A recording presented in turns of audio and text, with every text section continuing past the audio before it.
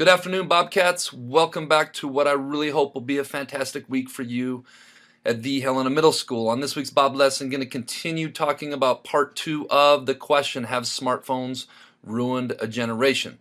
In talking to a few of your advisor teachers, I'm hearing that there was a lot of healthy discussion back and forth on this topic, which is great. I know some of you aren't going to agree with this or maybe agree with everything stated in this person's article, and that's okay. The true point of Bob lessons is to make you critically think about things. The true point of education isn't just to regurgitate and be a drone, a thoughtless drone. The true point of education is to do your own thinking and make your own informed decision on things. So let's get rock and roll on this Bob lesson. Hope everybody goes out and makes it a great week at the Helena Middle School. And we are off and running on part 2 of Have Smartphones Destroyed a Generation? But first, let's be our best this week at HMS. Let's be Bob. Let's be safe. Let's be responsible. Let's be respectful. Let's be a learner. Picking up where we left off from last week, now we're going to switch gears and talk about the effect social media and having social media in the palm of your hand via a smartphone has had on this iGeneration. Social networking sites like Facebook or Instagram promise to connect us to friends, and that was the original premise behind social media sites like Facebook and Instagram. But the portrait of iGen teens emerging from the data is one of a lonely, dislocated generation. We're in the highlighted part on the left. Teens who visit social networking sites every day but see their friends in person less frequently are the most likely to agree with the following statements. A lot of times I feel lonely. I often feel left out of things, and I often wish I had more good friends. Teens' feelings of loneliness spiked in 2013 and have remained high ever since.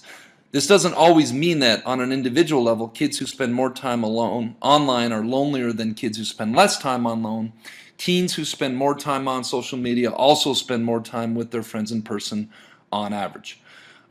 Switching over here to the other side, but at the generational level, when teens spend more time on smartphones and less time on in-person social interactions, loneliness is more common. So even though these social networking sites are supposed to bring us together and make us feel more connected, it's actually having the opposite effect. So is depression. Once again, the effect of screen activities is unmistakable. The more time teens spend looking at screens, the more likely they are to report symptoms of depression. 8th graders, which is your guys' age, who are heavy users of social media, increase their risk of depression by 27%. While those who play sports, go to religious services, or even do homework more than the average teen cut their risk significantly. Pretty eye-opening. So what's the connection between smartphones and the apparent psychological distress this generation is experiencing? For all of their power to link kids day and night, social media also exasperates the age-old teen concern about being left out.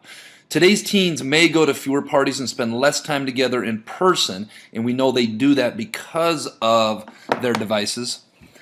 But when they do congregate, let's get together, they document their hangouts relentlessly on Snapchat, Instagram, Facebook.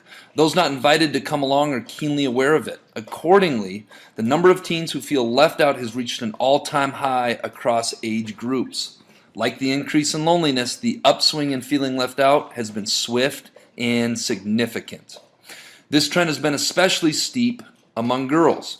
48% more girls said they often felt left out in 2015 than in 2010, compared with just 27% more boys.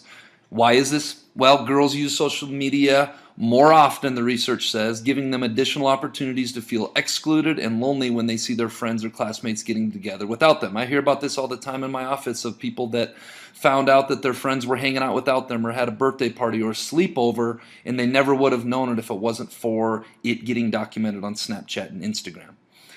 Social media can levy a psychic tax on the teen doing the posting as well.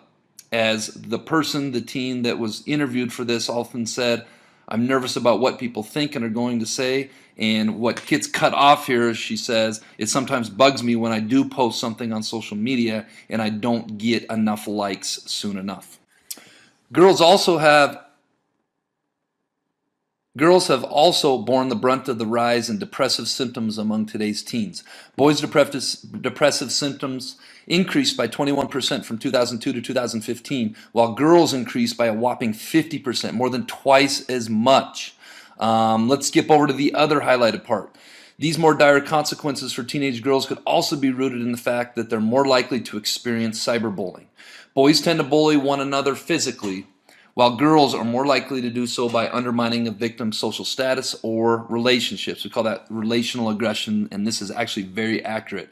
Social media give middle and high school girls a platform on which to carry out the style of aggression they favor, ostracizing and including other girls around the clock. So what this slide is showing is that social media and having social media in the palm of your hands has given girls even easier access to bully one another in a way that is more natural for their gender. Therefore, they are seeing the statistics, and the research is showing that girls are more and more showing depressive symptoms because of this. Very, very alarming stuff. For you visual learners, I have not forgot about you. Here is a graph.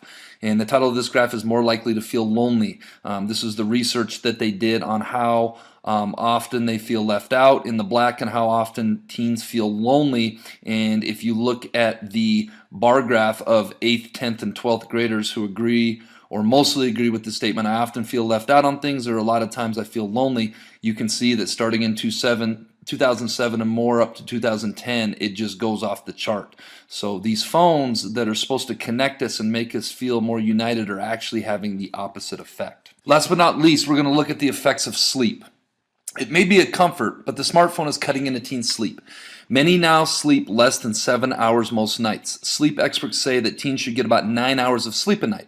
A teen who is getting less than 7 hours a night is significantly sleep deprived. Highlighted, 57% more teens were sleep deprived in 2015 than in 1991. In just the 4 years from 2012 to 2015, 22% more teens failed to get 7 hours of sleep. And if we hit across to the other side, the increase is suspiciously timed. Once again, starting out when most teens got a smartphone. 2 national surveys show that teens who spend 3 or more hours a day on electronic devices are 28% more likely to get less than 7 hours of sleep than those who spend fewer than 3 hours, and teens who visit social media sites every day are 19% more likely to be sleep deprived. A meta-analysis of studies on electronic device use among children found similar results.